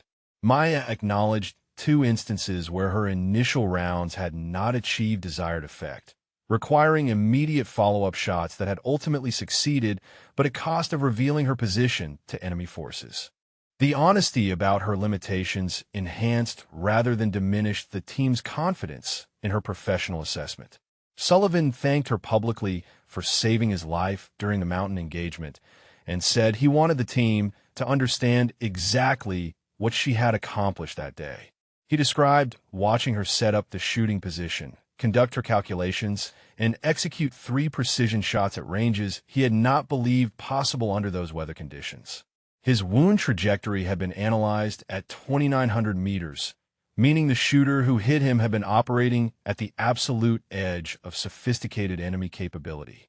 Maya had then exceeded that range to eliminate not just a shooter, but 2 others positioned even farther away. Reynolds concluded the briefing by explaining how Maya's capability would be integrated into future operations. Mission planning would include her input on long-range threat assessment and engagement options from the earliest stages. Tactical execution would position her where she could provide maximum coverage while maintaining security for her location, since enemy forces would prioritize eliminating precision threats if they identified her position. After-action reporting would accurately document her contributions along with all other team member actions. The lieutenant commander emphasized that Maya was not support personnel, but rather a specialized operator whose expertise complemented and enhanced the team's organic capabilities. The team gathered informally after the briefing to discuss the operational implications. Martinez noted that having confirmed precision capability at 3,000 meters fundamentally changed their tactical options for handling threats that would previously have required air support or withdrawal. Webb said the transparent integration approach felt more professional than the previous cover arrangement, that understanding her actual role eliminated the awkwardness of pretending she was just an intelligence analyst. Davis mentioned that other SEAL teams were requesting similar specialist attachments after learning about Maya's performance during the mountain engagement. Sullivan approached Maya privately and showed her a letter he had written to his family describing the operation and her role in his survival. He said his children were old enough to understand that someone with exceptional skills had saved their father's life, and he wanted them to know her name and what she represented. Maya told him she appreciated the sentiment, but reminded him that operational security still required discretion about her identity and capabilities outside military channels. Sullivan said he understood and would maintain appropriate boundaries while ensuring his family knew someone remarkable had been there when it mattered most. Reynolds assigned Maya quarters adjacent to the other team operators rather than in the separate area where support personnel were housed. The symbolic placement reinforced her status as integrated team member rather than attached outsider.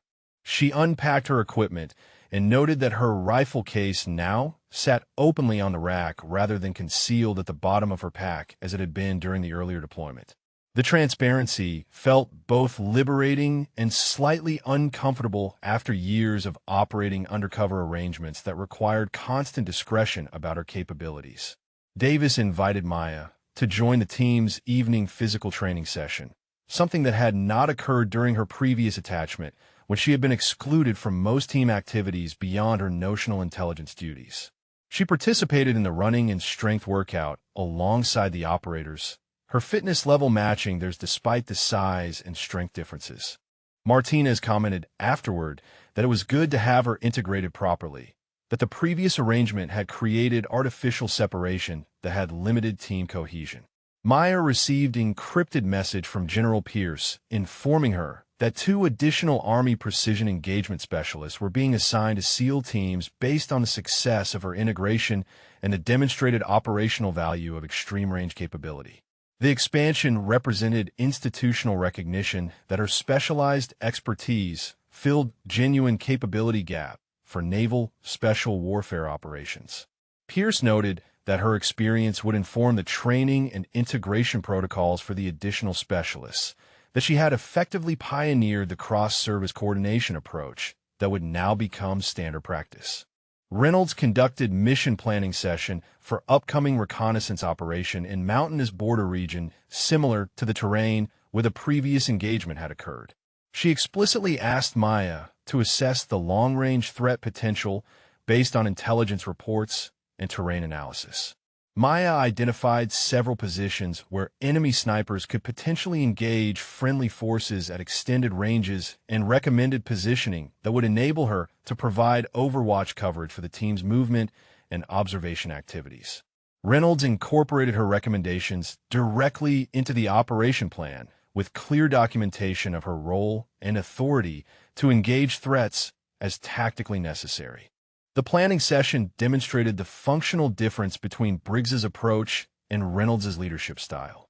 Where the previous commander had dismissed Maya's threat analysis and relegated her to passive monitoring role, Reynolds actively solicited her expertise and integrated it into tactical decision-making. The team members observed the contrast and recognized how proper command understanding of specialist capabilities enhanced rather than threatened the unit's effectiveness. Davis commented to Martinez that this was how joint operations were supposed to function when commanders checked their egos and focused on mission success. Sullivan visited the base hospital to thank the surgical team that had treated his wound. The lead surgeon asked him about the tactical circumstances that had enabled his survival given the extreme range of the enemy's shot. Sullivan explained that an Army precision specialist attached to his team had eliminated the shooter along with two others at ranges exceeding 3,000 meters through heavy fog. The surgeon said that level of capability was extraordinary and asked whether such specialists were commonly available. Sullivan said they were becoming more widely integrated following policy changes that had resulted from a specific incident. Martinez and Webb conducted equipment inventory and noted that Maya's gear was now listed on the team manifest openly rather than carried under generic supply category. The transparency in documentation reflected the broader cultural shift occurring across Special Operations Forces regarding cross-service integration. Webb mentioned that a friend in Marine Raiders had told him they were also receiving Army precision specialists under similar integration protocols, that the changes were spreading beyond just SEAL teams to other special operations units that could benefit from extended range capability. Maya spent her first evening back at the base reviewing mission files and intelligence reports for the region. She identified patterns in enemy activity that suggested sophisticated sniper teams were operating with increasing frequency along the border areas where SEAL reconnaissance missions occurred. Her analysis indicated that the threat she had addressed during the mountain engagement was not an isolated incident, but rather part of broader enemy capability development. She prepared detailed assessment for Reynolds, documenting the pattern and recommending enhanced counter-sniper protocols for future operations in the area. Reynolds reviewed Maya's threat analysis and immediately forwarded it to higher command levels with recommendation that intelligence collection priorities be adjusted to focus on enemy precision capabilities. The lieutenant commander recognized that Maya's expertise extended beyond just shooting to include sophisticated understanding of how enemy snipers operated and how friendly forces could counter that threat. The analysis demonstrated why transparent integration was valuable, that specialist knowledge encompassed much more than just technical skill with weapon systems. 6 months after the mountain engagement, Maya participated in her fourth successful operation with SEAL Team 3 under Reynolds' command. The latest mission had required her to eliminate 2 enemy observation posts at 2,700 meters during a nighttime infiltration, enabling the team to reach their objective without compromise. Reynolds' after-action report documented Maya's precision engagement with the same detail she applied to every other team member's contributions, creating accurate institutional record that would inform future tactical planning and training development. The medal presentation ceremony at Fort Bragg occurred on a clear morning with minimal attendance by design to maintain operational security around Maya's continuing assignments. General Pierce stood at a small podium in a secure facility with Admiral Kessler seated in the front row alongside Colonel Hastings and several other senior officers who had been involved in the investigation and policy changes. Maya stood at attention in her dress uniform, while Pierce read the citation describing her actions during combat operations that had saved friendly lives through exceptional precision engagement under extreme conditions. Pierce pinned the Joint Service Commendation Medal to her uniform and shook her hand with words of appreciation that went beyond the formal ceremony script. He told her that her 4 years of operational excellence had demonstrated the value of specialized precision capability and that her specific case had driven improvements benefiting the entire Joint Special Operations community. Kessler approached after the formal presentation and thanked her for her service to Naval Special Warfare Forces, stating that SEAL Team 3 was fortunate to have her capability available and that her professional approach to integration had set the standard for cross-service coordination. Davis attended the ceremony in his dress uniform, displaying his new rank insignia as Senior Chief Warrant Officer. He had traveled from San Diego specifically to witness Maya's recognition and to represent the team members who could not attend due to operational commitments. After the ceremony concluded, he told her that Sullivan, Martinez, and Webb sent their congratulations and that the entire team took pride in her receiving formal acknowledgement for what they had witnessed firsthand in the mountains. Maya said the medal was meaningful, but that the team's respect and the lives saved through successful operations mattered more than any formal decoration. The ceremony included brief reception where Maya spoke with the officers who had investigated and resolved the incident. Colonel Hastings informed her that the integration training he had developed was now mandatory for over 300 special operations commanders across all services. The case study based on her mountain engagement had become the primary teaching tool for demonstrating both the value of specialist capabilities and the consequences of command failures to properly utilize available resources. He said her experience would influence how thousands of operators approach cross-service coordination over the coming years. Reynolds submitted formal requests for Maya to remain permanently assigned to SEAL Team 3 rather than rotating to different units after the typical attachment period. Her request argued that the team had developed effective tactical integration and that continuity would enhance operational effectiveness. Naval Special Warfare Command approved the extended assignment, recognizing that successful specialist integration was valuable enough to justify deviation from standard rotation practices. Maya would remain with Team 3 for a minimum of 2 additional years with option for further extension based on operational requirements and her preferences. Sullivan returned home after his deployment rotation concluded and spent time with his family, explaining his experiences in ways appropriate for his children's ages. His son asked about the scar on his shoulder and what had caused the injury. Sullivan told him that someone had shot him from very far away, but that a friend with special training had protected him and made sure he could come home safely. His daughter asked if the friend was a soldier like her father.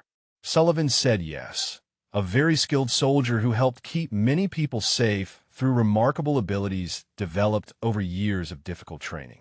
Martinez and Webb deployed on operation with Marine Raider unit that included Army precision specialists trained in the same program that had produced Maya.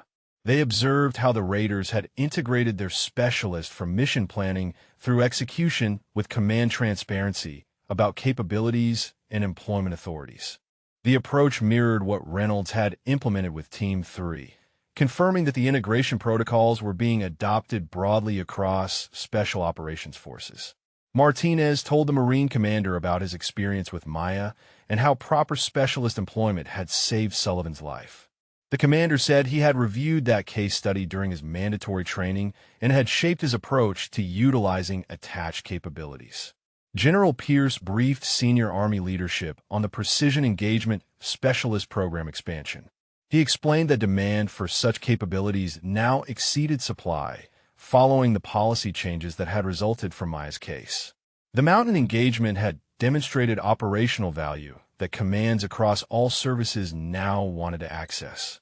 Pierce recommended increasing training capacity and developing additional specialists who could provide similar extreme-range problem-solving for units that face sophisticated enemy threats. The briefing resulted in authorization to double the program size and establish a second training facility to meet growing requirements. Joint Special Operations Command published comprehensive study on cross-service integration best practices using data collected from multiple specialist attachments over the 18 months following the policy changes. The study confirmed that transparent integration with proper command briefing resulted in better tactical employment, more accurate reporting, and higher operator satisfaction compared to previous cover-based approaches.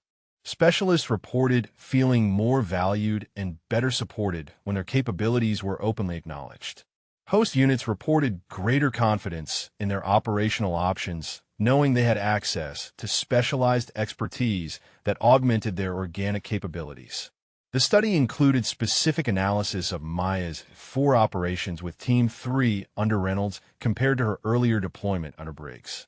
The contrast demonstrated measurable improvements in mission planning quality, tactical coordination, and after-action documentation accuracy. Reynolds' approach had enabled Maya to contribute her expertise from earliest planning stages through final reporting, creating integrated operations rather than parallel activities. The study recommended Reynolds' integration methods as model for other commanders receiving specialist attachments. Davis completed his teaching rotation at the Integration Training Center and returned to operational duties with recognition that his co-taking role would continue quarterly. Multiple officers who had completed the course contacted him afterward to discuss implementation strategies for their own units. He provided mentoring based on his experience working with Maya and emphasized that successful integration required commanders to view specialists as force multipliers rather than threats to their authority. The cultural shift he had witnessed over 18 months suggested the special operations community was genuinely embracing cross-service coordination as operational advantage rather than administrative burden. Briggs completed his first year at the training center in an administrative role that kept him far from operational decision-making or leadership positions. He processed paperwork while watching younger officers and enlisted personnel pursue the careers his misconduct had foreclosed for himself. Former colleagues occasionally recognized him, but interactions remained minimal and professional. His situation served as visible reminder throughout the SEAL community that integrity failures carried lasting consequences regardless of technical competence or operational experience.